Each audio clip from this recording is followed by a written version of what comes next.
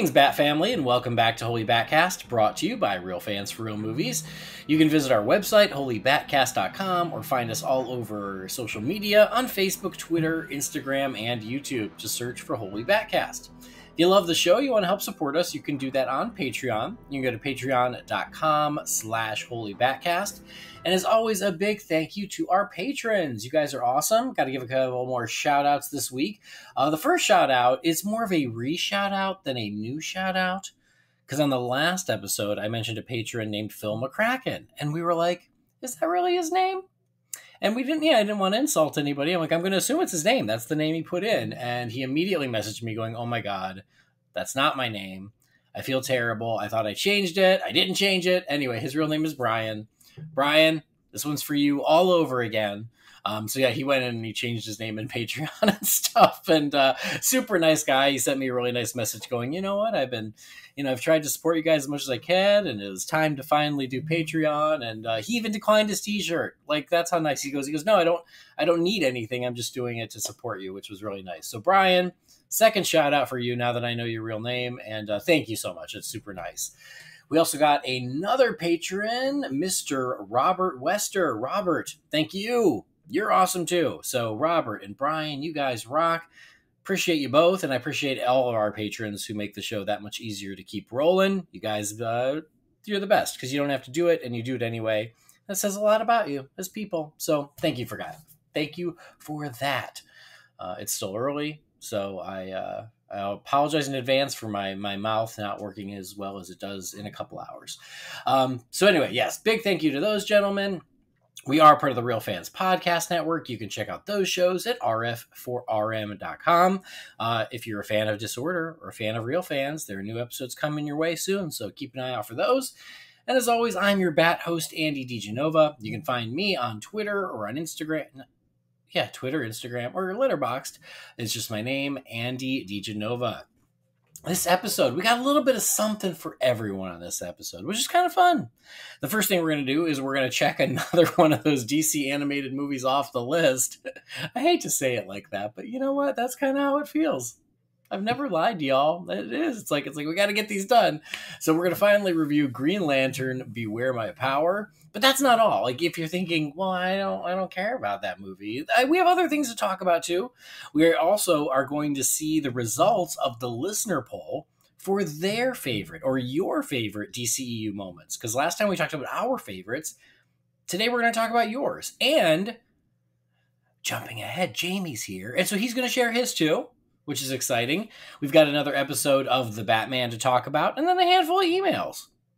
Sounds like a nice, well-rounded episode. I'm excited for it. And I just mentioned who's back. He's back from his hiatus. It's always good to have him back. It's Jamie Drewley. Hi, Jamie. Happy Sunday. Happy spring. Happy daylight savings. All those things. This feels like a lot of work for my day off. I'm just saying that this is very busy. There was a lot involved here. I know. Well, this is true. But, I mean, most of it's just sitting and watching something. That's true. But what else are you doing on your day off? Come on. We'll get to it soon enough, but sitting there watching it was some effort. Oh, wow. Well, I can't wait. Yeah. Well, we missed you. Welcome back. Well, thank you. It's good to be back. Some things were going on that needed to be addressed. I just got over what may well be the longest sickness of my entire life, and I'm still not 100% over it. So it was brutal. I'm sorry. Hocking up nuclear green stuff for 2 straight weeks was not a good time, but I guess it could be worse. So, I mean, you're back. At least It seems you've gotten better, which is nice. Everybody I work with is super pissed at me for being patient zero because now like 4 other people I work with are sick and dropping like flies and everything else. So, be safe out there, outbreak monkey. There's something going around. I don't know exactly what it is, but it's no fun, no bueno. Yeah, I get it. And life happens. Other things happen. And since we mentioned that, it is worth mentioning, like, next week, there will be an episode, but it might come out at a weird time because Catherine's going out of town. So I'm a single dad for next weekend. Oh. So it'll be fun. Me and Harley will have a great time, but obviously that makes it a little trickier to get an episode out. We're not going to get to see Shazam opening weekend, which makes me very sad, but Catherine wanted me to wait for her. And Marriage is about sacrifice. There's something to be said for that, though. Yeah. And So I just want to address this because it has been a minute since I've been on. I love the Valentine's Day episode. Your wife is an amazing human being, and I love her to death. And I can't believe you haven't decided to permanently replace Brendan and I with her, because she's so much better than we are. Well, you know what? It's a discussion. I'm working on it. Oh, she was an absolute delight, man. I love that episode. Good. She is great, without a doubt. She's amazing. And so, I mean, it's nice to know that for any weekends where, you got stuff going on with the kids, or Brendan's got stuff going on, I can always count on Catherine to fill in, and it'll turn out great. You'll get a kick out of this. I was actually talking about, I was showing somebody at work who's a huge Jaws fan, your video of your bathroom, which is magnificent, by the way. Thanks. And we got into the discussion about how talented Catherine is. And, you guys always put so much effort into your decorating, and, kudos to you for that, because I just don't have the time or patience to do it, but you guys make it look so great. And we started talking about Catherine. He's like, man, is his wife like into the movies and stuff? I was like, oh, you wouldn't believe how into the geeky stuff and movies and everything else she is. She's magnificent. He's like, wow, she sounds like a real catch. I'm like, well, we have sort of an unwritten agreement between my buddy and myself that if my wife is on a train and he's on a plane and that plane crashes into the train, I think we kind of have a green light to. You have my blessing. You do. As soon as I'm dead, but the stipulation is you have to pull a Norman Bates' mother with me and put me in a chair, and I watch everything. I mean, that just fills in with the whole decor thing that we were just talking about. So yeah, I think we can make that work. It's always Halloween in our house. I mean, I always want to honor the wishes of a lost friend. So yeah, I think we can accommodate. Good. In that case, live happily ever after. Excellent.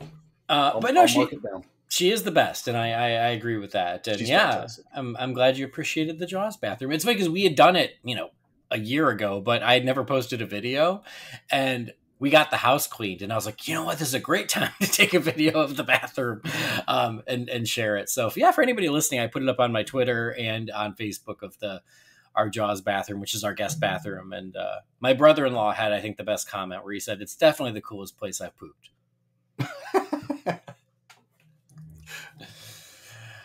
Anyway, we're going to get to all the other fun DC stuff. Before that, we got to give a shout out to our pals over at Manscaped, who are kind enough to continue sponsoring Holy BatCast. So spring is upon us, and our friends at Manscaped have the best tools for your spring cleaning. They've already helped you tidy up the nooks and crannies of your body's basement, but this year Manscaped can help you get the perfect presentation on that beautiful face with their new Beard Hedger Pro Kit. So make sure you look your best this spring and use that promo code BATSCAPED for 20% off and free shipping at manscaped.com. We have a whole new line of beard products if you are a beardy person or you want to clean things up on your face aside from the rest of your body. Check out some of their new beard products at manscaped.com. But if you're not, there's still other great products that you can check out. The Lawnmower 4.0, which is their standard trimmer, and standard seems like it's the wrong word because it's the best trimmer that you can buy, but it is their standard trimmer. If you're in the market for a trimmer, or you've been meaning to upgrade, get one for yourself. And I'm telling you that as someone who uses it every single day, it's the best trimmer you can buy. And so is it a little more than the ones you get at Walmart? Yeah. Is it worth it? Yeah, because it's so much nicer and so much better, and you're going to get a discount. You're going to get 20% off and free shipping when you use that promo code BATSCAPED. So do something nice for yourself. Avoid those nicks and bruises. It has a long-lasting battery, has an LED light so you can see what the hell you're doing. You're going to look trimmed up. You're going to look great. You're going to feel great, and you're going to save a little money by using BATSCAPED for 20% off. So if you want the beard stuff, check out the beard stuff. Eric Carter loved it. Our pal over at The Fire Rises. But again, any of their products have been great. Any that I've tried, I've been happy with. I use the cologne every day. I use the shampoo and the body wash every day. I'm getting low on the deodorant. I got to order some more because that stuff's really good too. So yeah, everything that they've made, I've been happy with all of it. So check it out. Go to manscaped.com. Use that promo code BATSCAPED. Get 20% off and free shipping. And yeah, keep yourself trimmed up, smelling nice because you're worth it. I know that's someone else's slogan, but I'm stealing it. Sorry about it. Just I don't because even it's know. not original doesn't mean it's not correct. That's true. I don't even remember whose that was. You're Worth It, right? Isn't that something? Oh well. Today it's for it's for Manscaped and Holy BatCast. Damn it. So anyway, go check that out. Let's move forward. It's been a minute since we did the last animated movie, and that's always good when we're kind of at a lull. It's a good lull way to fill that gap, and we're gonna get up to date. Damn it. I've got the goals because new ones are coming out soon, I think.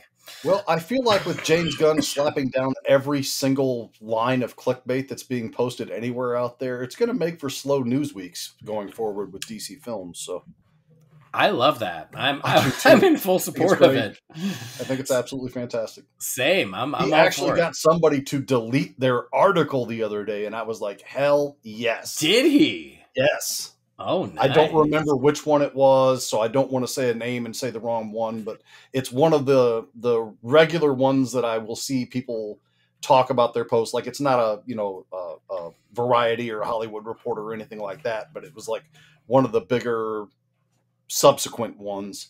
And they posted up some news on there, and James Gunn basically called them out and said, "Come on, guys." And poof, the article was gone. Oh, that's awesome. Good for him. I did see that he confirmed that they've cast their Frankenstein for Creature Commandos.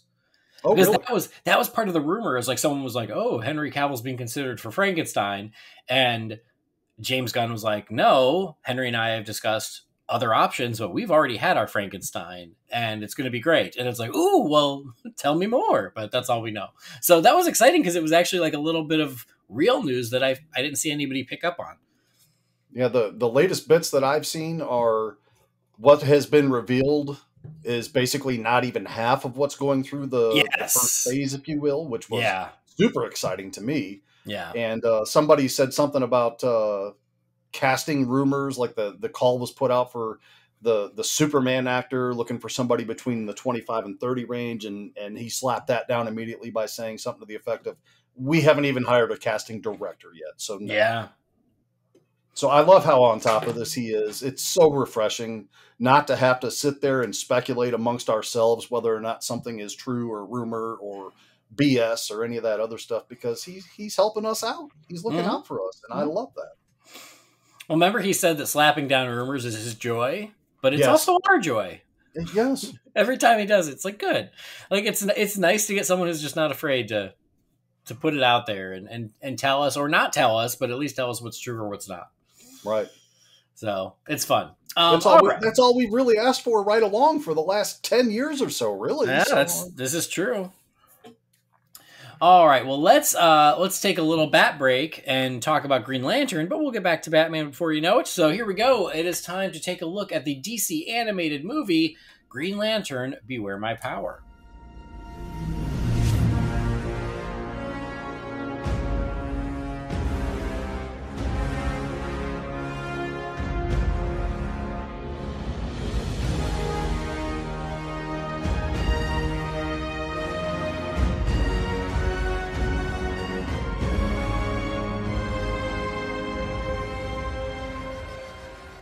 Right. Now, Green Lantern, Beware My Power was released last July, so it hasn't even been a full year. Can we do that? No, I feel like we're catching up to it here. We're doing it anyway. It was released on July 26th of 2022. It was directed by Jeff Wamester, written by John Semper and Ernie Altbacher, and it stars Aldous Hodge, our Hawkman, as Green Lantern. So he's been Hawkman and Green Lantern. It's good to be him. Jimmy Simpson is Green Arrow. Ike Amati is Martian Manhunter. Brian Bloom. Do you remember Brian Bloom from the 80s? I vaguely remember the name, but I can't quite place it. He was like a teen hunk in the 80s, and now he does a lot of voice work. But he's Adam Strange. Jamie Gray Hyder is Hawkgirl. Jason J. Lewis, Superman from Justice League Action. He is Ganthet. Who else do we got in here? Nolan North is Hal Jordan. And Rick Wasserman is Sinestro. So this one's it's not the 75-minute one. It's a full hour and a half. It's just shy of hour and 30 minutes. But yeah, we have not just John Stewart Green Lantern. We've got Green Arrow. We've got Hawkman. We've got Adam Strange. We've got Hal Jordan. which I guess is a spoiler, but like it's not too big of a spoiler because like of course you would assume Hal shows up one way or the other. And let's start spoiler free, shall we? Jamie, spoiler free thoughts on Green Lantern Beware My Power. So many times I feel like we've had the discussion where, these things will run that 75 to 80-minute range, and we tend to kind of throw around the whole thing of, man, would it kill you guys? Would it really hurt the budget that bad to just give us another 10 to 15 minutes there and flesh things out and expand it and just give us more of that, for lack of something better to call it, the full length experience. And watching this film at a certain point, I just clicked on the thing to see how much time was left, and I'm like, really, this is what we chose to go an hour and 27 minutes with? So I don't like being overly negative now. I'm trying to be a much more positive person in my old age, but this is the most disappointed I've been with a DC movie since probably Killing Joke. I was just not super into this from about the 10 to 15 minute point on. I had a really hard time staying interested and focused on what I was watching, and it just was not my favorite thing. All right. Which is disappointing because I really like, Green Lanterns, and, seeing Green Arrow in there is cool, and Hawkgirl was cool. And, there's certainly some concepts and characters that I feel like could have made this a really good film. And I just don't feel like things were utilized in a way that, at least for me, where it worked. Yeah. I was curious as to where you would land on this because, I caught up on these animated movies a couple months ago because I was traveling, and if I'm traveling alone, like, man, it's the perfect time on the plane to catch up on stuff I've been meaning to watch. And this was a perfect example. So I watched the oh my God, what is it? The Super Sons movie. I hear good things about that. I haven't Challenge of the Super Sons? No, I don't think that's Battle right. of the Super Sons? Man, maybe it's Battle of the Super Sons. So I on the same trip, I watched Battle of the Super Sons, and I watched Green Lantern Beware My Power. But I watched Super Sons first, and I was like, oh my God. And sorry to give it away, but we'll talk about it eventually. It's great. I watched it and I was kind of blown away. I was like, man, that was awesome. I loved it. And so I was like, all right, DC Animation is back. So now I'm going to watch Green Lantern Beware My Power. And then it was like, you win some, you lose some. And yeah, I hate to say it, but I'm right there with you. This was one of the most disappointing ones that we've had in a long time. So Super Sons was one of the best ones we've had in a long time.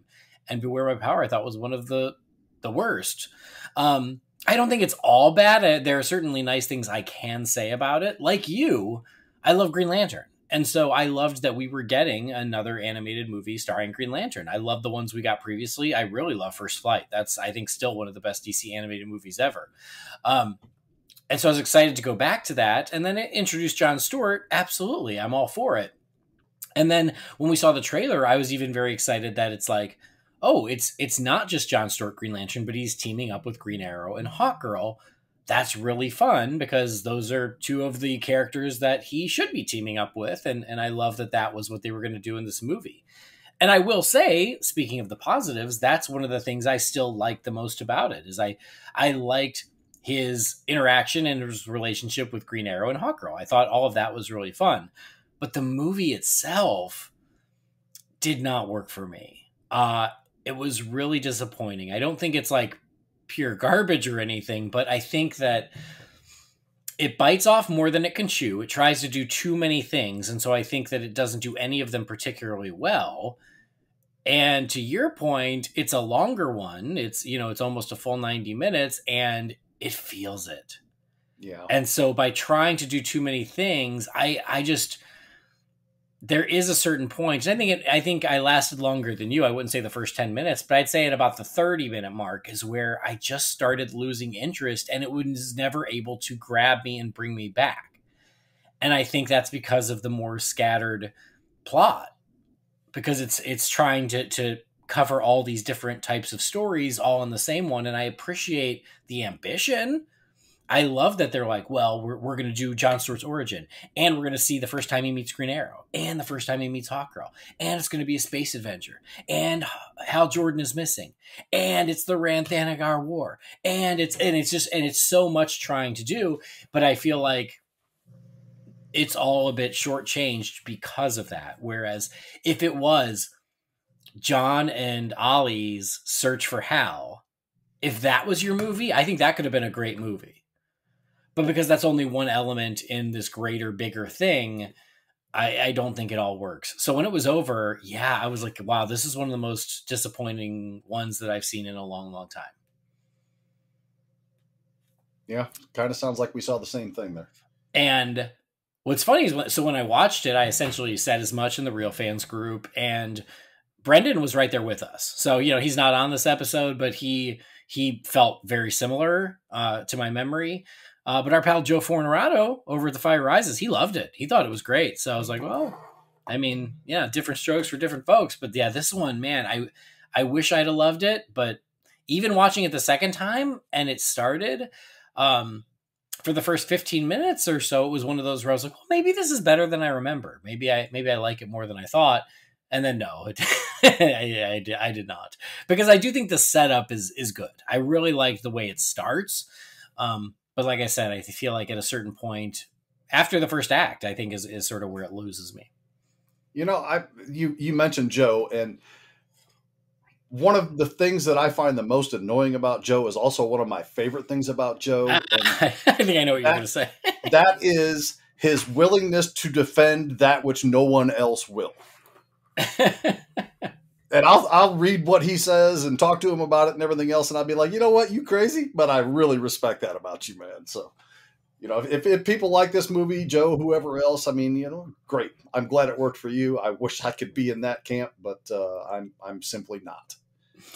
Well, and here's what I love about Joe, if that's what we're talking about, because it's something that he will say too, and I feel like he's even said it on this show, and he's like, well, I'm easy. I like everything.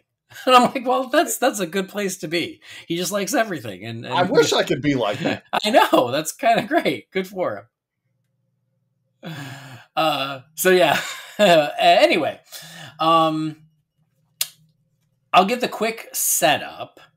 Oh my God. So I'm sorry. So like when you like pull up IMDb, and so I have the IMDb page up for Green Lantern Beware My Power, and how it'll just like randomly play videos, which is annoying, but it's playing a video of an interview with Aldous Hodge, who I do love, and I love that he's John Stewart in this, and I think he's really good as John Stewart in this. I think that's one of the pluses I can say about this movie is his performance and this characterization of John Stewart.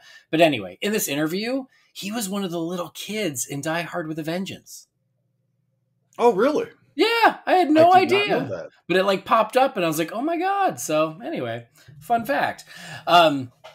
So the setup is that we've got John Stewart. Now I'll do the spoiler-free setup and then we'll get in just in case anybody hasn't watched it yet and they want to stay spoiler-free.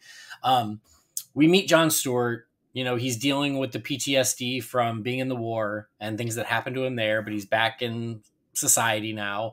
He ends up defending a homeless man, ends up getting caught with the cops. And so you kind of see he's having a hard time just readjusting to real life or not real life, but non-war life.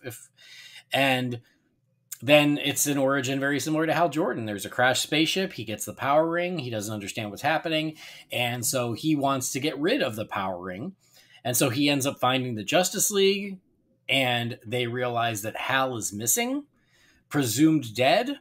And so Oliver Queen wants to get to the bottom of this, and he brings John Stewart along because John just wants to get rid of this ring. And they head off to space to figure out what happened to Hal. And in that process, they run into Hawkgirl, they ran into Adam Strange, they run into Sinestro, and they end up kind of in the middle of the Rann-Thanagar War.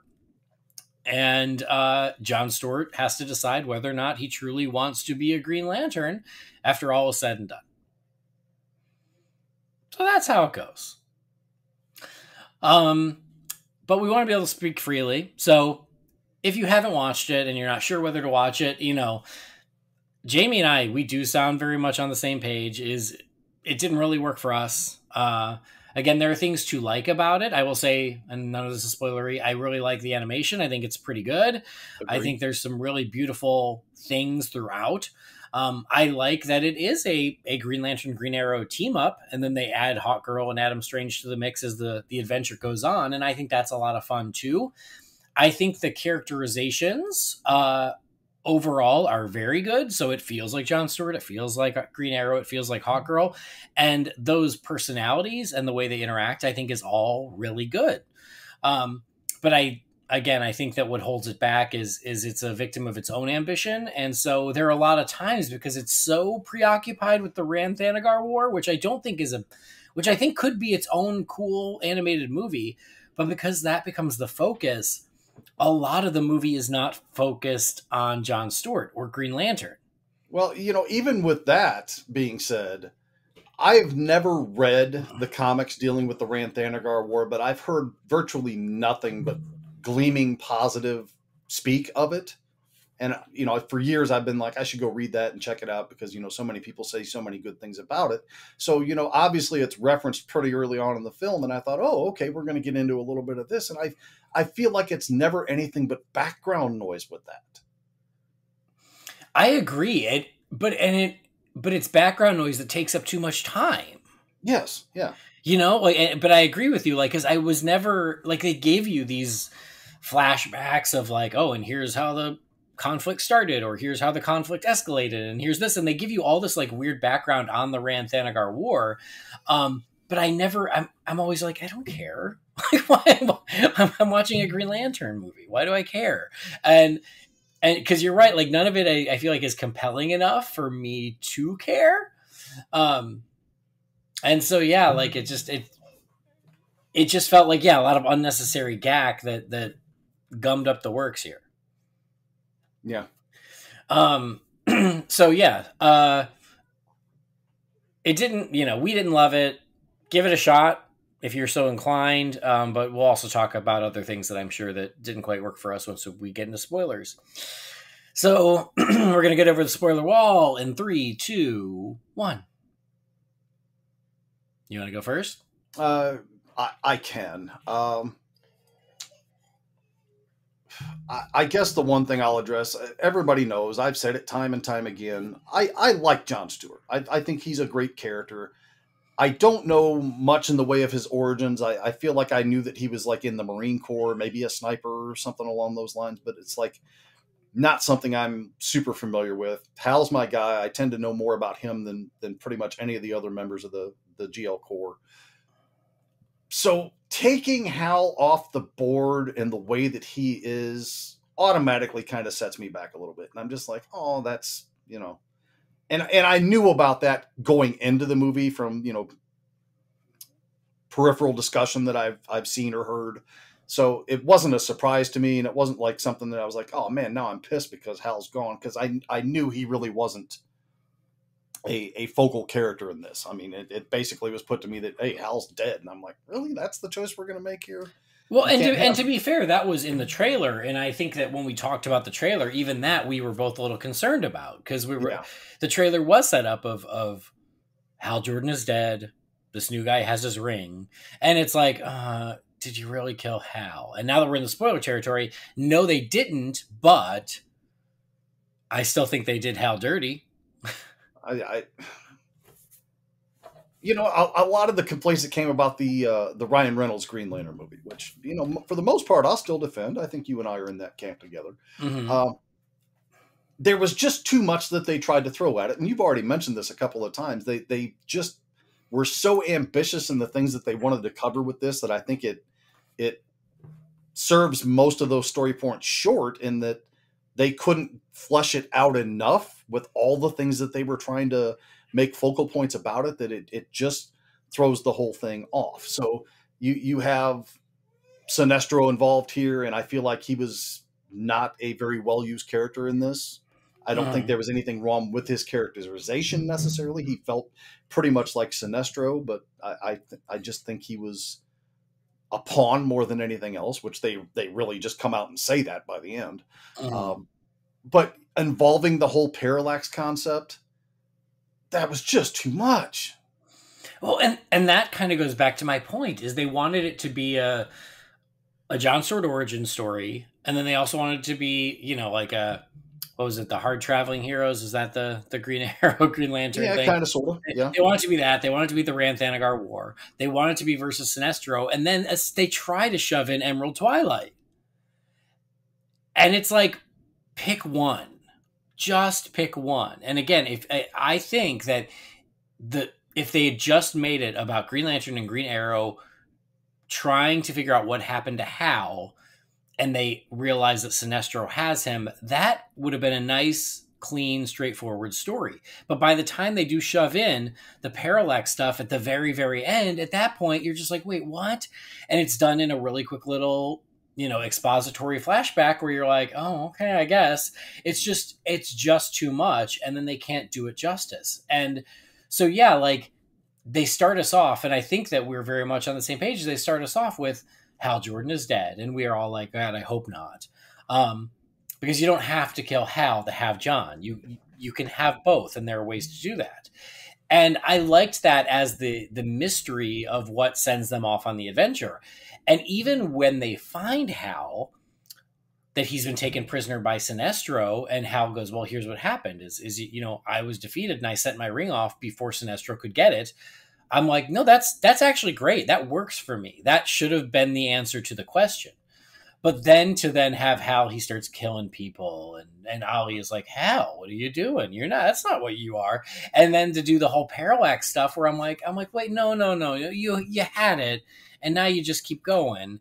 And you didn't need to keep going. You don't need to make Hal the villain of your John Stewart movie. And that's what they did, which is like so unnecessary. Like there are ways to let John Stewart be the new Green Lantern of Earth without making Hal dead or the villain. Absolutely.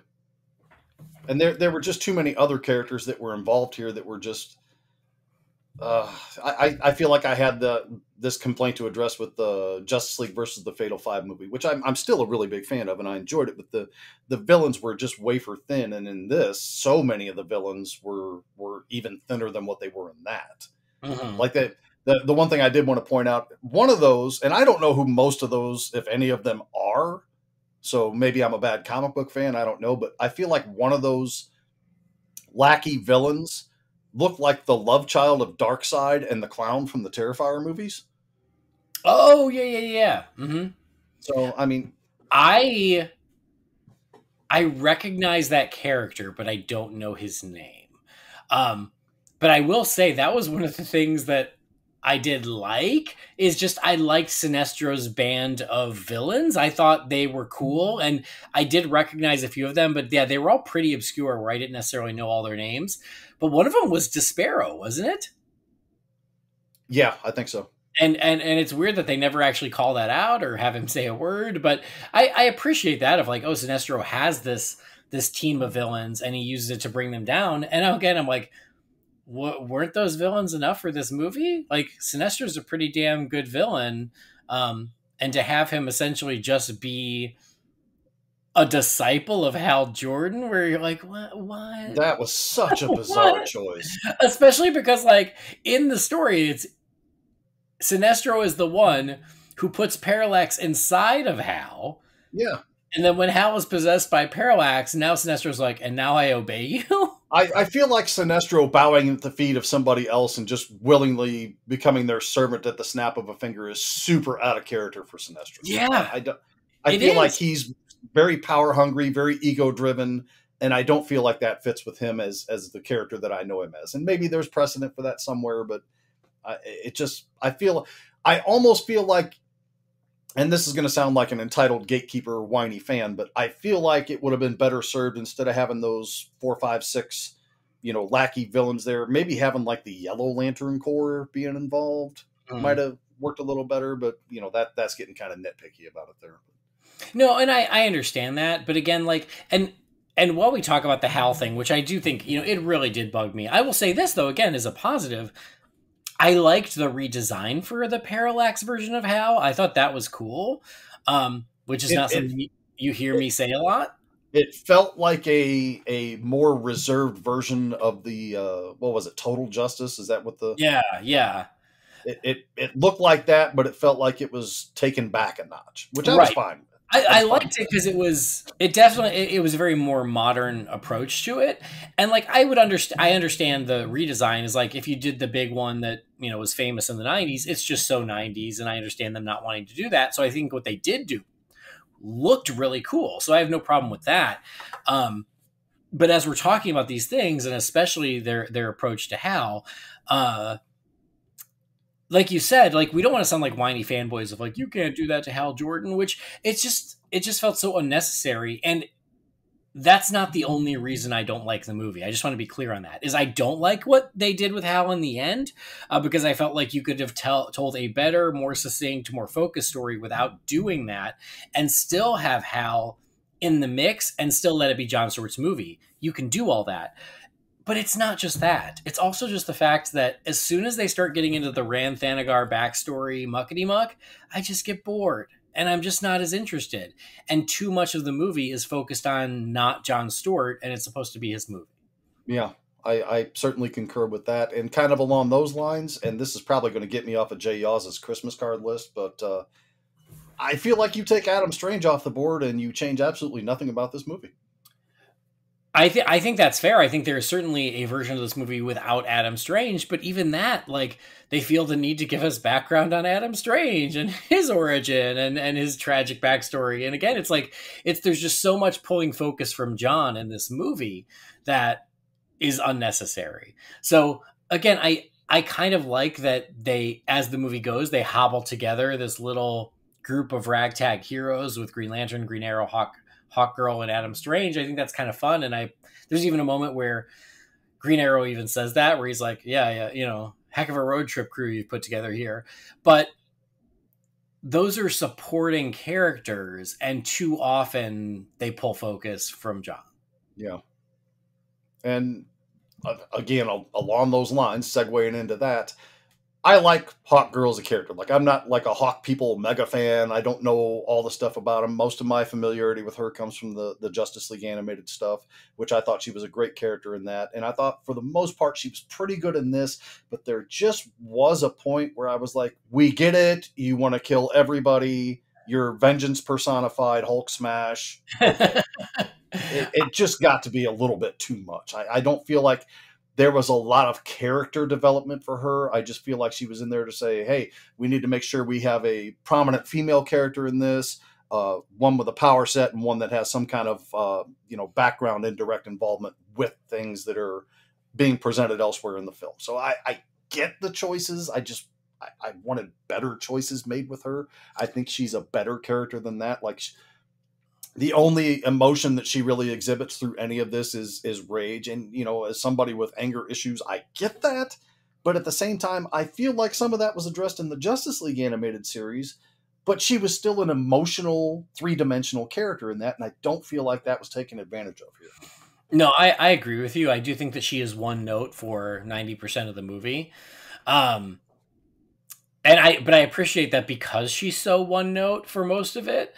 There's a moment where she kind of kicks into her vengeance spiel, and Ollie goes, "Give it a rest," and that made me laugh because it's like, "Oh, you're speaking for us all. Yes, please give it a rest." Exactly. I will say there is a moment towards the end where she and Adam Strange have found this truce, and they actually are working together, and that's kind of nice. So there's an arc there, but you're right. For most of the movie, it's just the same note over and over again, and it does get tiresome. Yeah.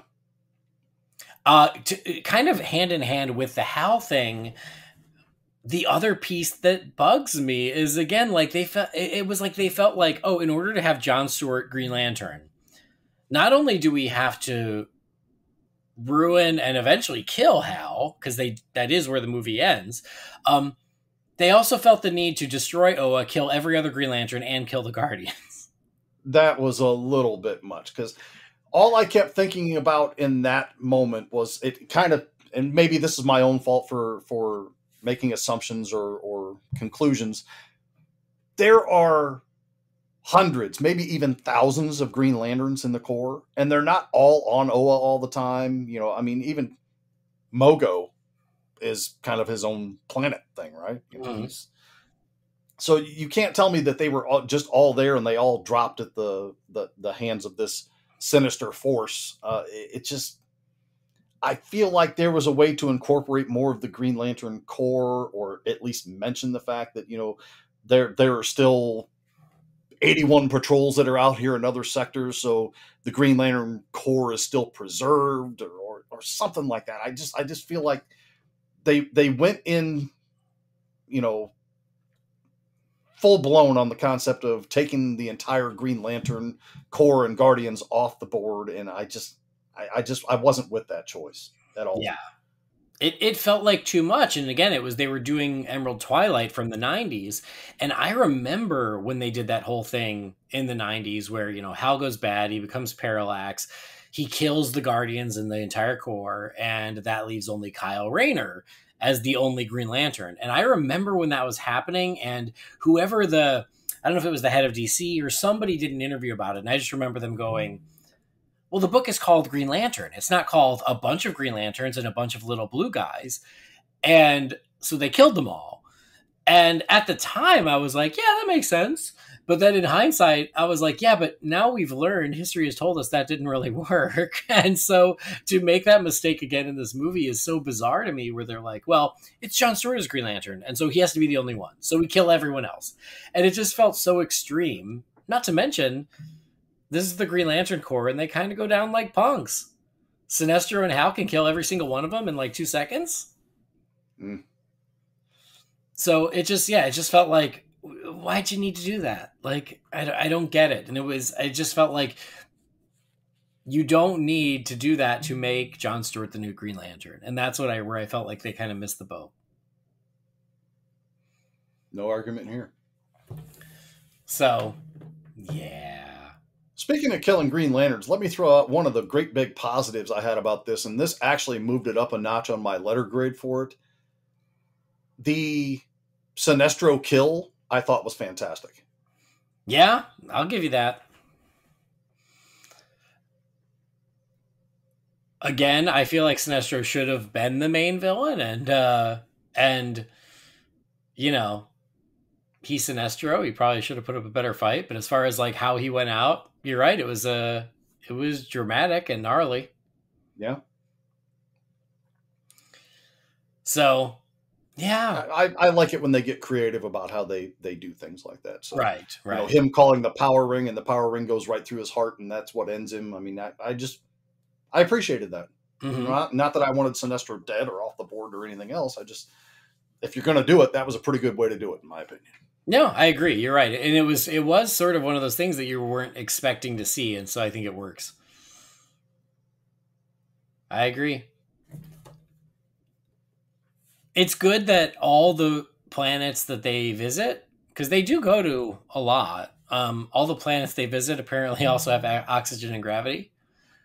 Yeah, even the ones that look like desolate rocks in the middle of nowhere. So, that's pretty convenient. I know maybe that's nitpicky, but like, I'm like, well, Green Arrow's just a human. He just, he's just a normal guy with a bow and arrow, but he can just travel through space pretty easily and walk on the, the ground on any planet. Yeah. Some of these fantasy things, you just kind of have to shut that side of your brain down and roll with what they're presenting. Just like, the space battles, hearing all the explosions out in the distance and the vacuum of space. I mean, I used to have problems with that when I was younger, and now that I'm older, I'm just like, yeah, whatever. I like the cool explosion sound effects and the way it looks and how they present it, even though that's not how it would really go. Yeah. So, at some point you just kind of have to suspend disbelief and just kind of go with how they present it. So I kind of put what you're talking about in with that, even though it's kind of really, maybe I don't know. It was so busy anyway. I don't know if having to deal with, is this place going to be breathable, walkable, or anything else? I just go with it. You're right. And that is what it has to be. And that's fine. It's just, I guess, and I feel like I can do that with almost everyone, but because Green Arrow's whole thing is he literally has no powers. It's just, it crosses your mind and can't help it. Well, I kind of felt toward the beginning, John Stewart winds up at the Watchtower, which, I thought was pretty cool. I like those two cameos with Martian Manhunter and Vixen being in there. Yeah, agreed. I felt like, I feel like Martian Manhunter would be the better choice to go on this little expedition with them than Green Arrow would be, but they have some weird logic about I'm the only guy that can be here because all these other people are off on mission somewhere. But, after a few minutes of that, I kind of settled in and realized, Ollie is the one that had the tightest relationship with Hal, so I guess it makes sense that he would be the choice to do it, even though power set wise, environment wise, everything else, Manhunter would have been the better choice. Yeah, for sure. And then that was exactly it. Is I think they wanted it to be a Green Lantern, Green Arrow adventure, and so they wrote it in such a way that that's how it ended up, and I was okay with that. I'm glad you brought up the Watchtower sequence because I really liked that, and that goes back to me, like, for me, the favorite part of the movie is the first 30 minutes or so, because I do think the setup for everything is quite strong, as I like the introduction to John Stewart's backstory. I like seeing that he's still heroic in his civilian life. He finds the ring at 9 minutes in, and where he's like, it won't come off. Who can I talk to? Who can help me? And they take him to the Watchtower where he meets, a couple members of the Justice League. All of that I really liked. And his introduction with the Justice League, I thought was a really fun action scene. And that, again, sets up where, hey man, I just want to get this off. And them going, well, then what happened to Hal? And we haven't heard from the Guardians, and all of the setup I really liked, but the Watchtower scene I thought was really fun. Yeah. And I thought Vixen looked great. And I think she's a character that's long overdue to get some respect in a live action medium too. Yeah, I agree with that. When I saw her, it was nice to see her again. I mean, remember, she was in live action on the Arrowverse. True. I think didn't we have two of her? I feel like there was more than one actress, but I guess I should be more clear. In a big budget movie for DC, I think she's long overdue for that. I agree with that, and I feel like, and that's not to disrespect the Arrowverse. There's plenty of that. There's way more to like in that than not for me. So I'm not saying I had any issue with that necessarily. It's just I think we can all agree there's kind of a difference between a DC cinematic universe and the Arrowverse. Absolutely. But it's funny because that crossed my mind too, and we've talked about it here, is we love the Justice League, but like we need more female members of the Justice League.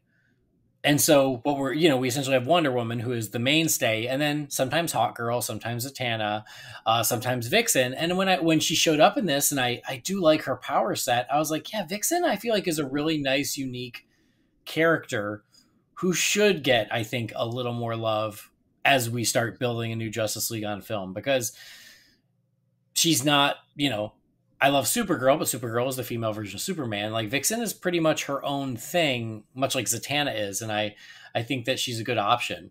And adds levels of diversity, which are very much welcome and appreciated, in my opinion, too. Yeah, for sure. So yeah, the little Justice League thing was cool, and I appreciated the shout out of, Superman and Wonder Woman are here, the Flash is here, Batman is out of touch, so they're out there, but it sets up like who is part of the world and why are they not around. So I liked all that stuff. Yeah, I liked it for the most part. Now, I want to ask this, and full disclosure, there are a few points where I was just starting to mentally check out and starting to check the time and everything else. So maybe this is on me, but I feel like all the stuff with these random scientists and commanders involved on these various ships and locations, I eventually got to the point where I was just like, who the hell is this guy? And why are we checking in on him? Yeah. I feel like that was part of the whole too much and too little time. Mm-hmm. Maybe. I completely agree. That's a great example, especially because as we check in on them, I feel like whenever we do, we get another flashback with more backstory where it just gets to be too much, where I'm like, I don't care. I really don't. I feel like you just could have tightened up the script a little bit in that respect. I think one of those things maybe, but I feel like there was 3, 4. I don't even remember because I was just like, huh, what? Yeah, I agree with you. Yeah, there was way too much time of like, especially digging into like the Ranians, There was that whole weird thing where they end up in a battle and they end up talking to the captain of a ship, and the captain of the ship's on like a suicide mission and he gives them access to his computer and then they help him. And it's like this weird little side quest of helping this captain. And we're like, wait, why are we doing this? And I do remember having this reaction when the dude full on rams the ship. Yeah. And Hawkgirl's just like, this was a good death for everybody. I'm like, wait a second, you're on a whole vengeance tangent about, Thanagarians beating the Rands here, but this dude just killed however many 50 Thanagarians by ramming into the ship, and you don't have any kind of a furious reaction to that. You're just like, a good death is its own reward kind of a thing. Come Yeah. on. That was a little flimsy in my opinion. Yeah. But I mean, it's a perfect example of like, we spent a little too much time on this random captain who wasn't even a character. And then there's a lot of talk of, oh my God, what the heck was his name? Sardath, I think. Was that like the Ranian Sure. guy Let's go who with that. was building the Doomsday weapon? Yeah. And yeah, there was just far too much talk about him and his Doomsday weapon. And you're just like, turns out he's Adam Strange's father-in-law. And I'm like, what? So it just kind of dawned on me a moment ago. A lot of this feels like, what's the word for it? In the video games where you have like the moments where they're just giving you like some exposition in between the gameplay. Cutscenes. Yeah, there you go. A lot of this felt like that. But from games back in the day where the focus wasn't necessarily on making the greatest quality content, they were just kind of having to provide information to the controller at that point, and some of it maybe was unnecessary. I feel like that was almost the way this approach felt. Yeah. Well, yeah, I feel like, again, and I'm sorry if it sounds like I'm repeating myself, but like, a lot of these elements could have been a good animated movie. If you wanted to do Emerald Twilight as a movie, which is essentially the corruption of Hal Jordan and how he becomes Parallax, I think that could be a good movie. If you want to do a Rand Thanagar War movie starring Hawkman and Hawkgirl, I think that could be an interesting movie. And if you want to do Jon Stewart's origin and his first butting of heads with Sinestro, that could be a good movie. But they tried to do all of those movies, and so it felt like it was all over the place. Like it was like, okay, great, we're on this mission, and then oh wait, no, it's a Rand Thanagar War, and now we need to see what happened to Oa, and it felt so scattered. And again, usually I applaud the ambition of something like that, of going, oh, good for you. But when I think that it all falls apart because of that, and at the end of the day, what it comes down to was I invested and enjoying watching the movie? And I was not. And that's I think what it all comes to is aside from not liking some of the choices of like, we've killed the Corps, we've killed the Guardians, and now Hal Jordan's our villain. Aside from that, I just wasn't all that interested in the story. And so as those things started being revealed, you're just kind of like, oh, well, okay. Yeah. It just, the whole Hal's turn to evil done in a 20-second flashback snippet. I mean, imagine presenting the death of Superman at the hands of Doomsday in that fashion, or Batman being broken by Bane in Nightfall in that fashion. I mean, that's a big deal in that lore. And to make that if we're flashing back to this is what happened, and, somebody's recapping it for somebody else who may not be aware, that's one thing. But when you're doing it as an integral point of the plot that you're trying to tell in this story, that's pretty weak sauce, in my opinion. Yeah, agreed. All right. Well, let's wrap it up. Let's move forward. Yeah, I feel like I've said enough. I think I have too. If you have anything else, any closing thoughts or letter grade? It's one of those films I expected to like, wanted to like, and I just didn't walk out. This is one of those occasions where I unfortunately have to say there was way more to dislike than there was to like in this one, even though there were some positive bright points to it. Said and done, I think I'm probably at like a D+ on this one. Yeah. We're very close because I feel the same way. Is like, I like the animation, I like the characters, I like the characterizations with the exception of Hal Jordan. And I do appreciate the ambition, but I do think they bit off more than they can chew. And at the end of the day, I wasn't all that into it, and I wasn't really enjoying myself. And by the time it was over, I was glad it was over, because there were multiple times, to your point, I kept hitting the little button to see how much was left. Yeah, I shouldn't be doing that, especially in a movie that short. Yeah, which is never a good sign. So I swear I had this letter grade before you said yours. I swear. C-. You just always have to one-up me, but I get it. I expect and accept it at this point. It's not a big deal. It's natural. It happens naturally. It just shows that you're that much more of a positive person than I am. That's what it is. All right. So Green Lantern Beware My Power, it was not our jam. It was sadly, I think, very disappointing for us and for quite a few folks. Again, I've seen other folks who felt the same as us, but for those who loved it, that's great, you know, and I wanted it to work. And so if it did work for Joe and anyone else, then that's great. Yeah. More power to you. Awesome. All right. Well, we got another one of these done, a C- and a D+ for Green Lantern Beware My Power. But now we're going to revisit our conversation from last week and talk about some more great moments from the DCEU.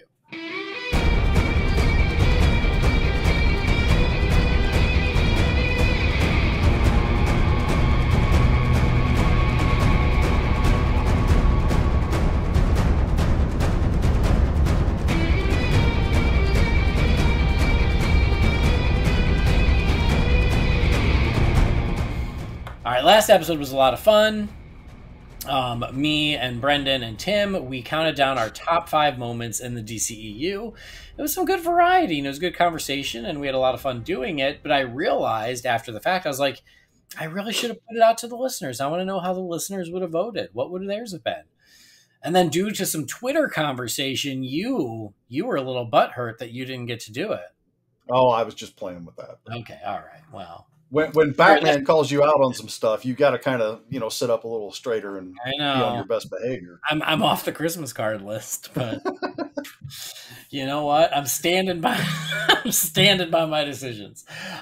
So I did put it out there. I put it out there on Twitter and on Facebook to get our listeners' votes for their top 5 at DCEU moments, and I tallied it all up because you know how I love doing that. And this was a lot more tallying because it was essentially a write-in vote. So it seemed like every single person who responded, and there were a lot, every single person who responded had at least one choice that no one else had. And so I love that. I love that. I agree with you. I love that too, but it just meant I was constantly adding new items to the list. So hold on, let me. You've never been one to be afraid of work, Andy. Come on now. It's true. Where is my spreadsheet? Oh, there it is. So spreadsheet. He did a spreadsheet for this. I did. I love you, man. I do. All right, let me blow Your dedication is second to none. There we go. So yeah, the spreadsheet. Let me just tell you this: it was a total of 77 moments.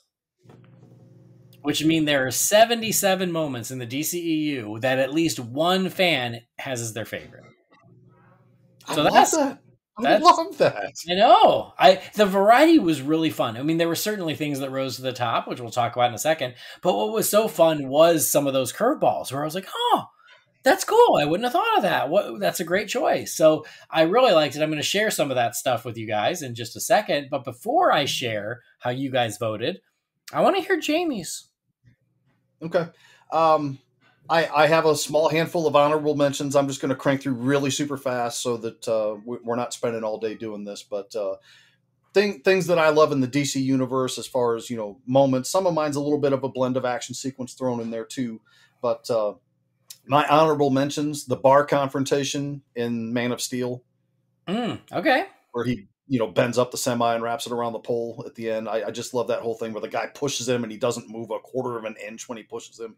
I've always loved that moment since seeing it in the theater the first time. You guys mentioned this one when you did the episode, Wonder Woman's reaction in the middle of the Doomsday fight where she gets knocked down and kind of has that smile and that little head shake of, oh, it's on now, Motor Scooter. I've always loved that and thought it was a fantastic moment. The sequence in Zack Snyder's Justice League where Cyborg gives the single mom the money through the ATM, the bank winning contest, that's an emotional punch. I thought that was so well done. We did a whole episode with the actress on that, so obviously we were into that. And I'm surprised that nobody at least mentioned this one because we've had discussions about this in the past, but at the conclusion of Aquaman, when the fight between Ocean Master and Aquaman is said and done, and they're taking Ocean Master away, and Arthur just kind of barks out to him, hey, when you're ready, let's talk. Mm-hmm. And I appreciate that because we've left a villain alive and on the board at the end of the film, which we don't seem to get often enough in these comic book movies. So anyway, I wanted to give quick shout outs to all those, but As far as my main list, some of these will be rehash of what you guys talked about. I'll move through them as quickly as I can. But my number 5, the Jenny rescue in Man of Steel at the Battle of Metropolis, I've always thought Oh, was a fantastic, emotionally charged punch where Perry just reaches out that hand and grabs her and is like, "You're not alone. I'm not leaving you. I'm here with you no matter what." I think that's a great human moment, a great emotional moment, and it works for me. I've seen that movie dozens of times, and it works for me every single time. It never fails to elicit an emotional response from me. So for that, I greatly appreciate it. My number 4 is Bruce running into the rubble at the beginning of BVS when they were kind of recapping the Battle of Metropolis. Like everybody else is running away from the destruction, and he's running into it. I've said, and I maintain to this very day, that is one of the greatest Batman moments ever put on film, and he's not even in the costume when he does it. mm-hmm. My number 3 is the sequence in the 2016 Suicide Squad movie where Batman is trying to take down Harley and the Joker. I thought that was some really good Batman action. You know, the fact that he's swinging and in midair slaps the rebreather in his mouth and goes into the water. I mean, all that felt so comic booky and so Batman and so good. So, you know, it's an action sequence versus an emotional sequence, but it's one that stands out for me and I really love and appreciate. My number 2, and this one teetered momentarily, but I just kept going back and forth in my mind between the two as I was kind of making my own list in my head when you guys listening to the episode and you guys discussing it. My number 2 is the moment in Wonder Woman where Charlie's kind of saying, you know, I'm useless and I can't help you guys out. And Diana throws that, "But Charlie, who will sing for us?" and just flashes that smile. First of all, that smile would melt the polar ice caps just by itself. But more so than that, the fact that she's letting him know that you're one of us, we want you with us, we need you, you're an important piece to us, even though you may be having these internal struggles, I'm not going to exclude you from what we're doing going forward for that, and I want you to be a part of that. It's a very inclusive, emotional, strong moment for me, and you know, go back and listen to the original review we did on that. I think I mentioned much the same about that, but that's always been another moment that every time I've watched that movie, dozens of times with my family, by myself, that moment always elicits an emotional response from me too. Number 1, pretty much with a bullet. I mean, as much as I love that Wonder Woman sequence, and I did play with the idea of maybe making it number 1, but ultimately I thought if I was going to put in a DC movie and watch one sequence of any of it, this one just kind of ran away with it. And of course, it's the Martha rescue. And no, I'm not saying that just to kiss up to Richard after he called us out on Twitter for it. It's because I genuinely love that. And much like the conversation you guys had with it, I think that is the best Batman sequence that we've ever had on a movie screen. Ever. And I don't think anything else is even quite in the same conversation with it. Mm-hmm. And we've talked about that sequence, I don't even know how many times over the course of the last 6-7 years. So, I mean, I think it just kind of goes without saying. So that's my number 1, the Martha rescue. Awesome. There you go. I'm going to amend my list. My number 1 is the Martha rescue now. Awesome. No, thank you for sharing. There's some fun ones in there and some different ones. You know, and some that aren't shocking to me just because I know you and I was there when we reviewed all those films, but it's nice to hear about them again. And it's cool because there are a couple in there that showed up on sort of the wild card list from the listeners. Like the moment where Arthur says to Orm, "When you're ready, let's talk." You know, that's one of the ones that is on here as well. So some of the other random ones that, you know, they only got 1 vote each, but they're fun. I also think, as we're saying before I share some of these, there were favorite moments from every movie in the DCEU. No movie was excluded. So someone has a favorite moment from every movie, which is great. So yeah, some of the ones that, again, only got 1 vote, but they're kind of fun because they're more random is the mid-credit scene of Black Adam, where Superman beats Black Adam. Black Adam fighting the JSA.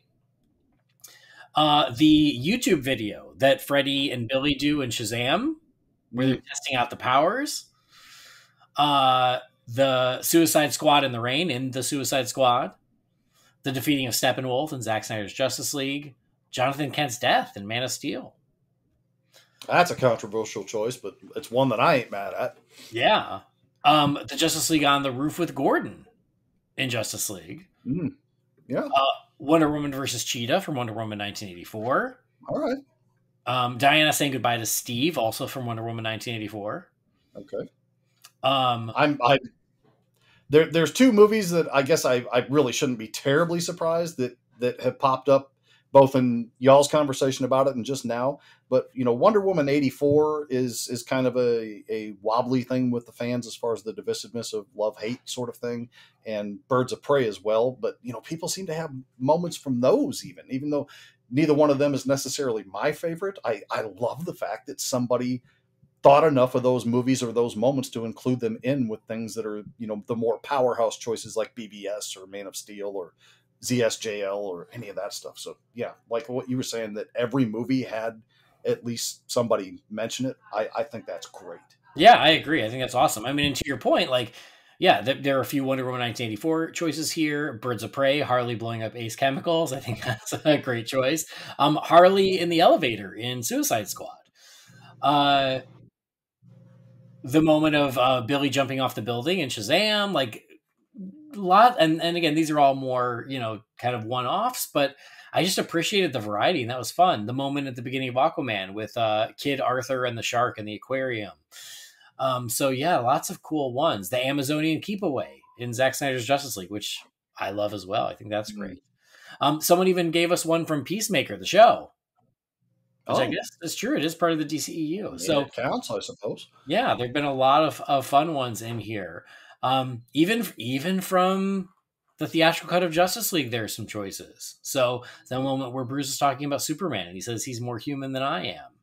Like, wasn't that how Rudy kicked off the episode last, or the conversation of it last time? His was the moment between Superman and Cyborg where he says, "I like being alive." No, I mean, but he picked the theatrical cut of Justice League, and I was like, "You go, boy! I'm all right with that." Because we're of the camp of, we think Zack Snyder's version is definitely superior, but there's certainly things to like about that theatrical version, in my opinion. And for sure. So I love that he called that out. I thought that was great. Another one that I think came up in our conversation last time, but it also showed up here, was when Batman talks to the Flash and he says, "Save one." Like that. Like there is good stuff in that movie. Sorry, but there is. The Suicide Squad. I'd even go so far as to say I love the sequence of Batman taking down the Parademon at the beginning. Oh, me too. I love that part. The Suicide Squad in the bar from Suicide Squad. So yeah, these are some of the different random one-offs. But I want to share the top. I guess it would be the top 12, I think. The top 10 is easy, but like these are the ones that had multiple votes, but the top 5 are, I think, though, obviously the biggies. So coming up from the bottom is the Justice League face-to-face with Darkseid in Zack Snyder's Justice League. Great moment. Great moment. Yep, I love it. Next one up is the Suicide Squad versus Starro the Conqueror in the Suicide Squad. Okay. Next one is Clark defending Martha in Man of Steel. It's the "You think you can threaten my mother?" I toyed with getting that in my honorable mentions, but I thought I'm going to throw too much Man of Steel on here if I keep going. So I love that. When that moment happened in the theater, that was another one where I applauded because it was just so awesome. You just don't mess with mom. You don't do it. Heck no. Next one is the Aquaman reveal in the classic suit when he comes out from the waterfall, which was one of my choices. It's a good moment. Next one was Superman's entrance at the end of Zack Snyder's Justice League, where he says, "Not impressed." All right. Which was great. I will say, it's certainly the better intro compared to the theatrical. I much prefer "Not impressed." Probably. I'm not against the way it was in the Justice League thing, but it felt a little campier. But at the same time, sometimes comics feel a little campy too, so I'm not entirely opposed to that feeling. Yeah. Anyway. The next one is, "Can I still pretend that I'm your son?" for Man of Steel, the conversation between young Clark and Jonathan. Good one. It's a good one. The next one. This is surprisingly high, but it is the Peacemaker and Rick Flag fight in the Suicide Squad. Okay. Yeah. Sometimes I forget that I'm kind of alone on an island and being the one that didn't like that movie. But to be fair, I still need to give it a second shot, and I plan on doing that. I just haven't yet. Yeah. The next one, this is number 6, but it's one that you just brought up. It is when Bruce runs into the rubble in the Battle of Metropolis at the beginning of BVS. So good. Yeah. So good. Yeah. I mean, when that happened in the trailer, I think even then we all knew it was an iconic moment. And then that leaves our top 5. So number 5 is the Is She With You Wonder Woman entrance and the Trinity uniting in Batman vs. Superman. I get that, and I appreciate it, but I think my problem with that is it was in the trailer, like so much of that was in the trailer, and I watched that trailer so many times, I feel like the moment was just a little lost by the time I actually sat down and watched the movie. I mean, I get that, but yeah, I still love it. Number 4 is The Flash enters the Speed Force in Zack Snyder's Justice League. Good moment. I'm surprised it's that high, but I ain't mad at it. Yeah, I love it. It's great. It was on. Honestly, most of the top 5 were in my list. And this is not just because I did the tallying up. I swear to God. You have to trust me. Number 3 was Superman's first flight in Man of Steel. Great moment. No issue with anybody including it that high on their list. I love that movie so much. I think there's probably 4 or 5 other scenes in that movie I love as much or more than that. So I wasn't able to include it, but I'm glad that other people did. Yep. Number 2, The Martha Rescue. Number 2? Number 2. Man, everybody's getting off of Richard's Christmas card list but me. I know. And again, with my list, I tried to do one from each movie, and so I did choose Is She With You over The Martha Rescue, but that does not mean The Martha Rescue isn't historic, because it is. And that leads us to number 1 on the fan, or based on the fans, and with a bullet, it is No Man's Land from Wonder Woman. All right. So very cool. Thank you to everybody who sent those votes. I love it. I loved watching the votes come through. Again, I appreciated some of the unexpected choices, but yeah, the Martha Rescue, First Flight, and No Man's Land were pretty prevalent in almost everyone's lists. Those were pretty far up for everybody. So really fun to see it. And again, I had way too much fun tallying it up. I feel like some of those moments are just instant classics, and the fact that they get that much love, there's a reason for that. Great moments are great moments, regardless of how many other people share the opinion. But I also love the randomness of some of the other people selecting the things that they did as well. For sure. I bet I'm the only one that had the whole "But Charlie, who will sing for us" moment in there. And that's okay. Yes. Yeah. But that moment just means so much to me in my appreciation of that film that I couldn't not include it. So that's great. I love it. So cool. Thank you to everybody who voted. Love seeing that. We appreciate it. But we got some more Batman to talk about. It's time to review the next episode of The Batman.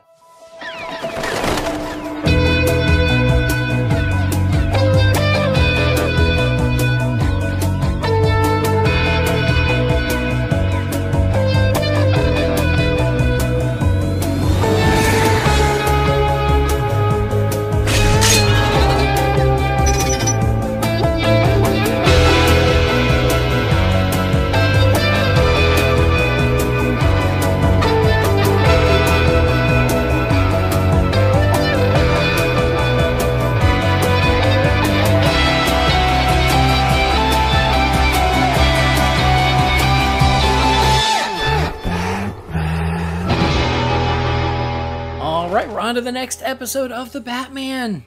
I'm proud of us. We keep going. Last time we talked about The Big Chill. This time we're talking about The Big Heat. So that is season 1, episode 7, The Big Heat. We get to meet Firefly. The director of this episode was Sung-Eun Kim, and it was written by Christopher Yost and J.D. Murray. It aired on November 13th of 2004. So yes, there's a new villain in Gotham, as is the case with all of these episodes right now. This time it is Firefly. He is out there causing trouble. He doesn't seem like he's stealing stuff. He is just damaging and infiltrating different companies, tech companies. And Batman is in pursuit. So Batman finds this new villain. He's got a jetpack. He's got lasers. He doesn't have fire so much. He has lasers more, right? Yeah. And at the same time, Bruce is taking meetings with the mayor because he wants to help with this children's hospital because it was something his father was really passionate about and his father started. But the mayor's like, well, the board doesn't really like your reputation. And Bruce goes, why? Because I'm a party boy. And they're like, so they're going to go with Goth Corp. And Bruce is like, but Goth Corp has a worse reputation than me. And they're like, we don't care. We're doing that. And so Is Bruce it wrong is like, that you said party boy and my brain immediately went to Jackass? oh, I thought you were going to go with Party Man. No. Okay. That would have been probably more relevant. Party Boy is the prequel to Party Man. Okay. Fair enough. And then it's Party Old Man. And then it's Party Dead. So anyway, Bruce is like, let me talk to the board. And as soon as they go, great, 8 a.m. sharp, I was like, no, that is never going to end well. That doesn't end well for me. And I'm not even a superhero. I don't even have that excuse, but forget about it. And so, of course, then the next night, Firefly's out causing trouble again. Bruce gets caught up in that, ends up falling through a building, passing out, and he misses his appointment. Of course he does. And so they're going to go with Goth Corp, and Bruce figures out, wait a minute. All these companies that Firefly is sabotaging, they're all rivals with Goth Corp. Goth Corp is behind this. They've been hiring Firefly. So Bruce figures it out. He gets his new handy-dandy jetpack. He goes and he takes out Firefly. He reveals what he's been up to and what Goth Corp has been up to. And so the board and the mayor happily are like, okay, fine, we'll go with you after all. We'll go with Wayne Enterprises. Couple of things to note. The mayor's voice, none other than Adam West, which was really ask, fun. Is this the first time that's been shown on this? And I just didn't catch on to it in a previous episode. I believe it was. I think it's the first time we met him. So I love that. As soon as I heard his voice, it made me happy and a little sad. Yeah, I get that. And then the voice of Firefly is Jason Marsden, who's a very famous voice. I mean, he's a very famous actor. He does a lot of voice work, I should say. He is Max in a Goofy movie. And he played Burt Ward in the TV movie about Adam West and Burt Ward. Oh, interesting. Yeah. So to James? I don't think so. I mean, Marsden's not what I would call a particularly common name. That's the only reason I don't think they're related, but I've never checked. He was also the new Eddie Munster in the Munsters reboot from the 80s. Wow. This guy gets around, doesn't he? Jason Marsden, man. So yeah, when I heard his voice, that made me happy too. Cause he's everywhere and it's always good to hear his voice. So all that being said, the big heat, Jamie, what'd you think?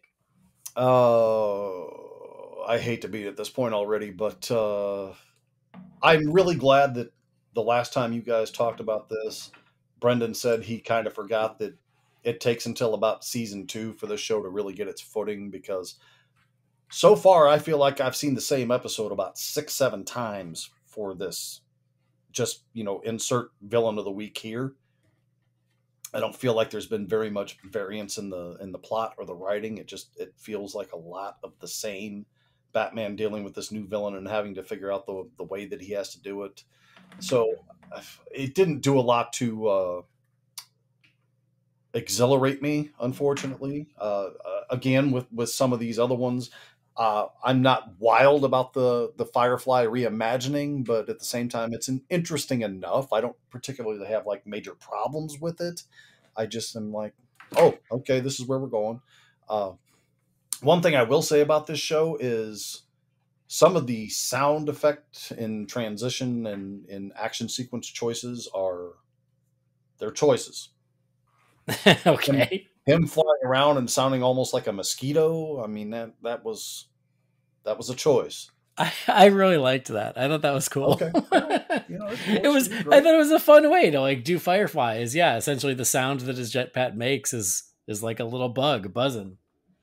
I don't think of fireflies particularly making much noise. Like they don't. You have flies, you have mosquitoes, but I see fireflies every day in the summer at night, and I don't think about any of the noise that they ever make. So I don't know. All in all, it's not a bad episode. It's just other than the Adam West guest spot and Bruce kind of dealing with things on that end of it out of the costume. I don't think there was anything amazing going on here. It was just, fine, watchable content. Nothing think I need to revisit anytime soon. Yeah. I think that's fair. I think you're right. We've discussed it now, and we're only 7 episodes in, but each episode sort of follows the same format. It's very formulaic of, introducing the new villain, and this is very much the same. I'll say I love the Adam West cameo. That made me very happy. I really like Bruce and Alfred's back and forth. I think that's very good in the show as well. And yeah, diving into what this all means for Bruce Wayne and what he's trying to do, and Batman being a hurdle in trying to also be helpful as Bruce Wayne was a fun element. I will say I liked the redesign of Firefly. Actually, I thought it was really cool, especially because Firefly, he's not the Joker. He's not Mr. Freeze. He's Firefly. And so I thought the reimagining of him worked for me. I liked that his jetpack essentially looked like the big Firefly abdomen. I thought that was kind of neat. But you're right. It's none of these are particularly deep. It's all pretty much the same. And we learn nothing about Firefly other than he's working for GothCorp. But we don't know who he is. We don't know what he's up to. We don't, so I think that that's also pretty lacking, is that he's also, as a character who's never had much depth or, could use more depth. They certainly didn't take that opportunity here to give him any more. He just is just sort of this faceless adversary for Batman to go against. And maybe later on in the series, he comes back and we learn more about him. But for now, it's nope, he's just a supervillain for hire. And this is what he does. And I do think that, again, it's Firefly. He usually works in fire. And the fact that he doesn't really work in fire, he has lasers. I was like, did you forget the point? I get that, but I mean, to play devil's advocate there, I mean, a Firefly in Indiana, we actually more often than not call them lightning bugs. Yeah. And their thing is not fire, it's light, and laser really lends itself more to light than that. So, I mean, I'll at least defend them in that aspect. Yeah. I mean, we called them lightning bugs in Illinois as well, but, okay. But yes, I mean, I hear what you're saying as far as but I mean, they even talk about what he's doing as if it's fire, but it's not. Yeah, that's fair. I think so. Anyway, it was fine. Which is where I land on most of these, where I'm like, yeah, it was fine. There's some cool animation, and it's fun to see Batman. It's fun to see a new version of Firefly, but it's nothing super memorable to write home about. Yeah, and for me, the person who's always advocating for entertainment value, and I love action sequences and fighting sequences, all that stuff. They certainly don't short you in any of these episodes. They deliver on that front, but when I feel like I'm just seeing the same thing over and over again, it's kind of wearing me thin right now, to be honest. Yep, I understand that. But I'll stick with it and see if Brendan's correct about the show elevating itself by about season 2, and we'll see where it goes. I mean, we're in for the long haul here, obviously. So. Yeah. Well, season 1 is only 13 episodes. Oh, so we're getting close, yeah. And I will say, my memory is the same as Brendan's. Is this first season is very formulaic, and every episode kind of feels very similar. But I do feel like then they start mixing it up and doing more interesting things. And I don't think, it never reaches, I think, the heights of Batman the Animated Series, but it certainly gets a lot less, humdrum than what it is right now. Yeah. And I feel like a lot of these shows, particularly the animated ones, they will kind of have some episodes here and there, with Batman Beyond. I felt like some of the stuff felt repetitive or not particularly inspired. So I kind of expect that, but I gotta be frank. I'm just a little disappointed that I feel like that's almost all we've gotten in this so far. Mm-hmm. And I'm not saying there aren't things to like about the show. There certainly are, but I'm ready to move into something else now, Yeah, no, I completely agree. And I think I'm there with you. And I think that is maybe more of my reluctance of doing this series before we did it, is just that, to me, my memory is all sort of the same, which is the show's fine. It's pretty good, but I don't remember anything super memorable and about it. So I do feel like a lot of times when we do these reviews, I just am sort of saying the same thing, which is, yeah, it's all right. It was okay. It was fine for a Saturday morning and drinking my coffee, but there's just, as of right now, there's nothing that really elevates it. So that's the big heat. What do you got for a letter grade? C. I need to start going for a C+. You son of a... I'm going to go first next time, I swear. So yeah, the big heat, C+. I think I gave the big chill a C+ too, but they were not dissimilar episodes in more ways than the titles. Yeah, I mean, C just feels right to me because I don't feel like there's anything particularly offensive about the episode, but at the same time, I don't feel like there's anything really inspired about it. So, I mean, C is literally the definition of average, right? So yeah, that's where I got to land. Cool. All right. Ugh, excuse me. Next episode 8 is Q&A. And you would think that would be a Riddler episode. That sounds like it should be a Riddler episode. You would be wrong. All right, then. It's Clue Master. Who? Clue Master. Not familiar with this one. Clue Master, oh my God. So forgive me if I'm wrong, but this is my memory, is in Batman 66, I want to say it was season 2, Frank Gorshin was unavailable. And so they wanted to do a Riddler episode, but Frank Gorshin was unavailable, so they made up Clue Master, who was essentially just the Riddler. All right, then. And I guess Clue Master made his way into this animated series. I don't have any memory of that, but it's weird that the series would choose to do Clue Master before the Riddler. You know what? Kudos to them for the deep dive, if that is the case. Yeah. Oh, no. I'm thinking of the Puzzler. Oh, okay. The Puzzler. That sounds vaguely familiar. Save your emails, y'all. It was the Puzzler that, where they had a Riddler script and Frank Gorshin wasn't around, and so they did the Puzzler. It came to me. Yeah, because as you were describing that, I'm like, this sounds familiar, but I don't know Clue Master. I don't think I've ever heard that name, but now that you've said Puzzler, I'm like, yep, that's it. Okay. Yep. All right. Figured it out. Got there. All right. Well, next time we're going to learn about Clue Master. It'll be terrific. Cool. I can't wait to see the 10-minute fight sequence between them. Great. All right. Well, we're not going to say goodbye just yet because we have one more thing on the docket. We're going to check in with you fine feathered finks and crack open the Wayne Manor mailbox. It's time again for the Wayne Manor mailbox. You've got mail. Darren, what is a letter for me? Maybe temporary. She wrote a letter. You're one hell of a messenger. This is all, Master Wayne. We only got a couple this week. It's kind of a quiet week in the mailbox, but you know what? That's okay. I'll take it. It's not a bad thing. I like quiet. As somebody with a young baby in the house, I think quiet would be something you would appreciate. I really do, actually. All right, our first email here is from Sonia Gregory. It says, Dear Holy BatCast, did you guys ever do episodes on the 10th anniversary for Batman Begins and The Dark Knight? And if not, will you do that? Sincerely, Sonia. Thanks, Sonia.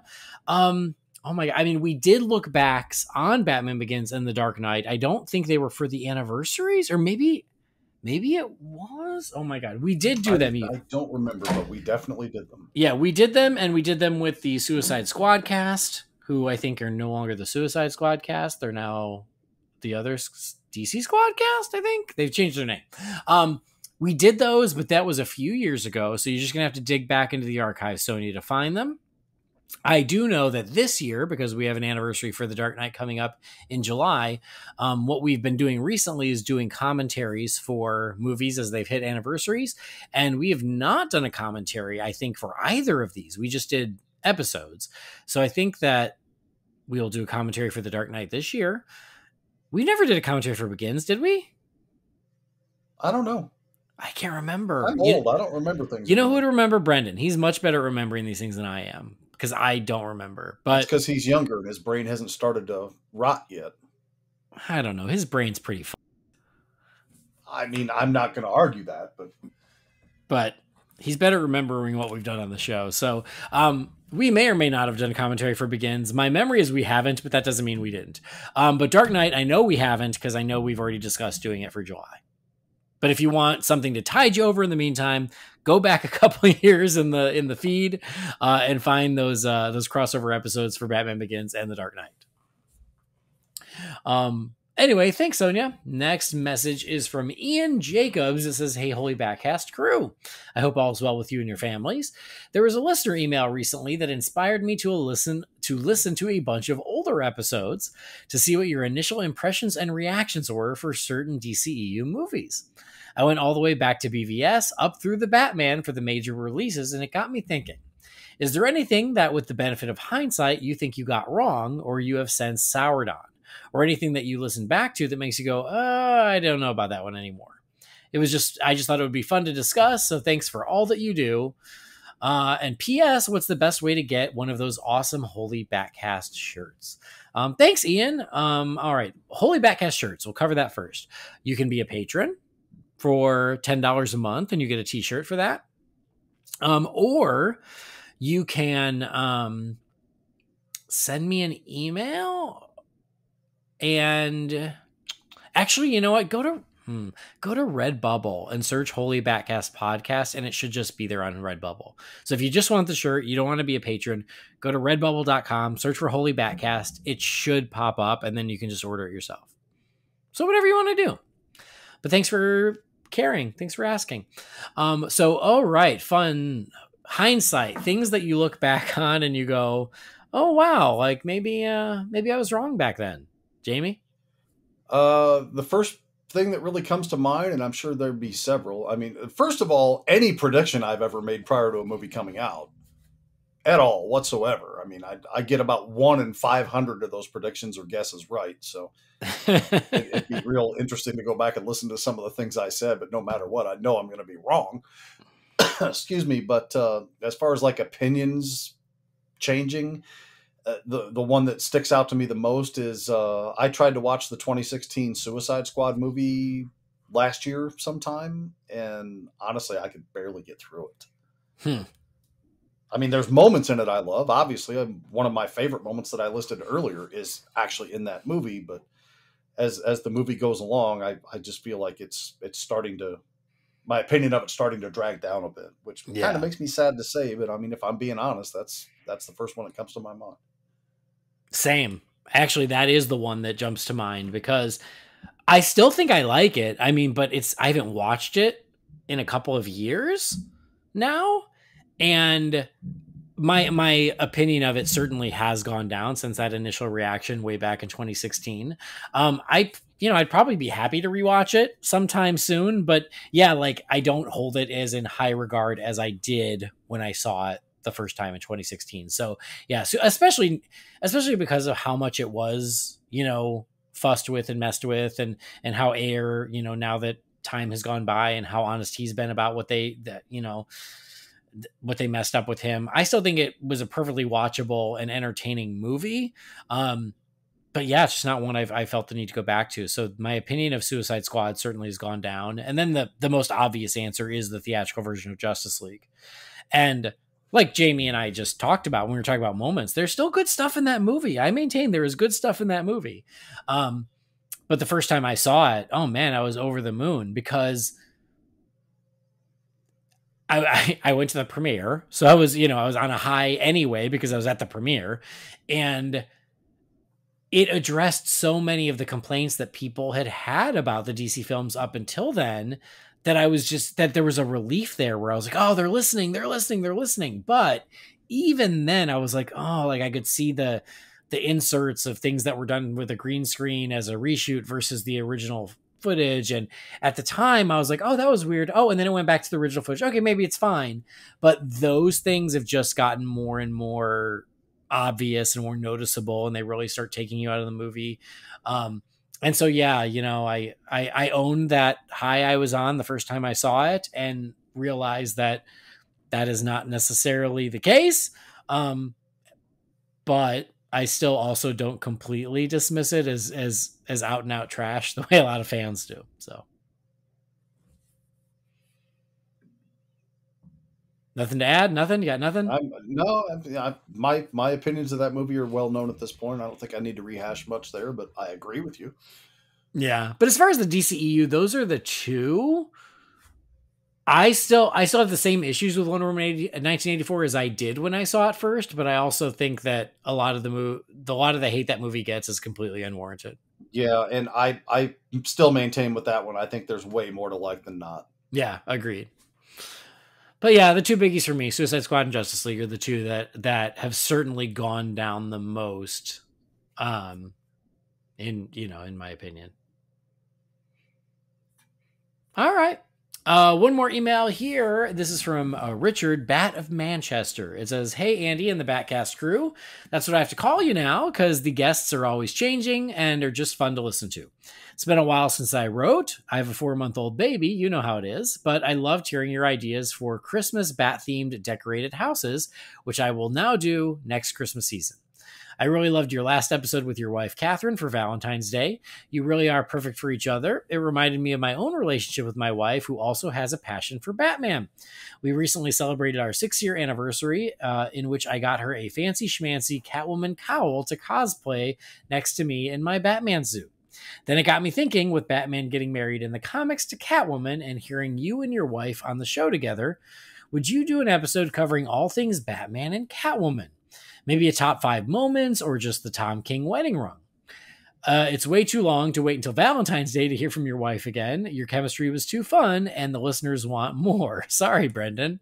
You got to give the people what they want. Just put some Gerber puffs in a sit and play with some Batman the Animated Series on the tube for Harley and get Catherine back on the air. I just picture Brendan crying while you read this from his shadowy corner, pleasuring himself. Actually, next Valentine's, you should do a double date episode with Brendan and his wife. So yeah, that's my pitch, a Catwoman Batman episode. Love you guys. Thanks for starting my week off right with consistently great episode. It helps the medicine of the work week go down. Richard, Bat of Manchester. Thank you, Richard. That's awesome. First of all, we did a double date Catwoman episode with you and Catherine. I know. And my wife, but yeah, my wife hasn't spoken to me since I made her watch that movie. So maybe that's not the best reference. You're welcome. Enjoy the silence. So first of all, congrats, Richard, on the baby. Yes, having just gone through it and still going through it, I know how it is. It takes up time. So congrats. That's awesome. And also congrats on your anniversary, 6 years with your own Batman loving wife. You got to love that. I love all the kind words about having Catherine on the show. So glad you enjoyed it. She's awesome. And yeah, she had a lot of fun, and I'm sure she'll be very happy to hear this whenever she does listen. So I will definitely have her on again. A Batman Catwoman episode. I'm open to it. I wouldn't want to do it on the Tom King run because I'm not super into it. But a top 5 Batman Catwoman moments could be a lot of fun. I'm busy that episode. Yeah, you are. Day that is, I'm busy that day. And then a swinging party with Brendan and Jess. Great. Yeah. Yeah. Let me put the pineapple out on the porch. I just learned about that, actually. I just learned about the whole pineapple thing. I had no idea. I'll tell you what. Drop Harley and Henry off at my house. I'll babysit. Y'all take care of your thing. All right.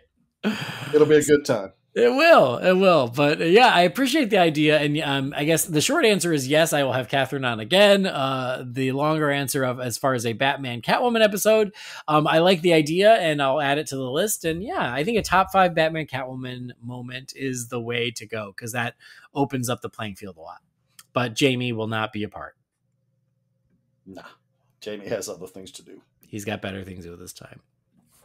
All right, we're closing the Wayne Manor mailbox. That's it. Told you, quick this week. So if you out there are listening, you've got something for the mailbox, a question or something you want to discuss, episode ideas. I love episode ideas because, it can be a lot. Send those to holybatcast@rf4rm.com. We would appreciate it. But that's where we're going to wrap up this episode. Jamie, it's great to have you back. Welcome back. Well, thank you. It felt good to be back. It felt like a step back into normalcy, which, life sometimes doesn't have a lot of that. So getting back to normalcy feels pretty good. Now that I'm not hacking up a lung and feel like I'm ready to be shot at any moment, it was good to do something that feels right and usual. All right, good. Where can we find you if we don't know already? Periodically, I'm on Twitter at BatRaider3960. More often than not, my biggest focus of activity as far as any social media content is concerned is my Letterboxd account, which is just my name, Jamie Drewley. And, Facebook groups here and there. I'm on the Real Fans groups on Facebook. And hopefully get back into a little bit more regular schedule being on the show. Sweet. If I'm not completely replaced by Catherine, which I should be, but well, there's room for all. All right. Well, thanks, Jamie. And I already told you guys where to find me. One quick other plug I want to share with you guys before we wrap up is our pals over at Fan Fatales have started another show, and this is a role-playing game show. So if anybody's interested and you're into role-playing, you can check out their show. It's called Quest Galactic Descent. And here's what they say. It says, join our band of explorers. Bones the war hero, Willow the nomad, and Sienna the smuggler as they face challenges traveling to different planets in their less than reliable ship, the Prism. Listen along as they meet friends, enemies, and allies along with the twisting journey GM Rowan will weave. Will they make it out of this quest alive? So if you're into RPGs, and especially sci-fi RPGs, and you want to hear Gabby and her pals go on an adventure, go check out Quest Galactic Descent. And also check out Fan Fatales, where Gabby and Emma talk about all things nerdy. So just a quick plug for their show and their new show if you want to check that out. But thanks for downloading this show. Thanks for joining us. Please do follow or subscribe to Holy BatCast wherever you get your podcasts. And if you want to support us and you don't want to be a patron, you don't want to buy a shirt, you don't want to, spend any money, I get it. Money is tight. You can always just rate and review us where you get your podcasts. It is the simplest thing that you can do to help us out. Go to Apple Podcasts or Stitcher or Spotify, wherever. Leave us a review. Leave us a nice, friendly, happy 5-star review because it would be great. We would love that. Visit holybatcast.com or find Holy BatCast again on Facebook, Twitter, Instagram, or YouTube. And if you've got something for the Wayne Manor mailbox, that email address again is holybatcast@rf4rm.com. Our theme music was created by Gaura Venkateswar. You can find his work at gvtunes.com. And don't forget to check out our sponsors over at manscaped.com. If you're going to buy something, don't forget that promo code BATSCAPED for 20% off and free shipping. But that'll do it. On behalf of Jamie, I've been Andy. We'll see you next time. Same bat time, same bat channel. Holy BatCast is not affiliated with Warner Brothers or DC Entertainment. The views and opinions shared by the participants are theirs and theirs alone and do not represent the companies or organizations they happen to work for.